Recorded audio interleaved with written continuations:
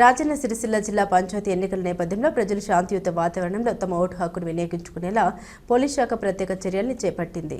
ఈ క్రమంలో జిల్లా ఎస్పీ మహేష్ బి గీతే, ఎల్లారెడ్డిపేట, ముస్తాబాద్ మండలాల్లో ఏర్పాటు చేసిన నామినేషన్ సెంటర్లు పెద్దమ్మ, వెంకట్రావుపల్లి చెక్పోస్టులను ఆకస్మికంగా పరిశీలించారు. నామినేషన్ కేంద్రాల్లో విధుల్లో ఉన్న సిబ్బందితో ఎస్పీ మాట్లాడారు. ఎలాంటి అవాంఛనీయ సంఘటన చోటు చేసుకోకుండా అప్రమత్తంగా ఉండాలని సూచించారు. 3వ విడత సర్పంచ్, వార్డు సభ్యుల ఎన్నిక నామినేషన్ ప్రక్రియ ప్రారంభమైన నేపథ్యంలో భద్రతా ఏర్పాట్లు కట్టుదిట్టం చేసినట్లు ఆయన తెలిపారు. జిల్లా సరిహద్దుల్లో ఏర్పాటు చేసిన చెక్ పోస్టుల వద్ద 24 గంటల పాటు పర్యవేక్షణ కొనసాగుతోందని, అక్రమ మద్యం, డబ్బు రవాణాను అడ్డుకునేందుకు గాను ప్రతి వాహనాన్ని ఖచ్చితంగా తనిఖీ చేస్తున్నామని ఎస్పీ వివరించారు.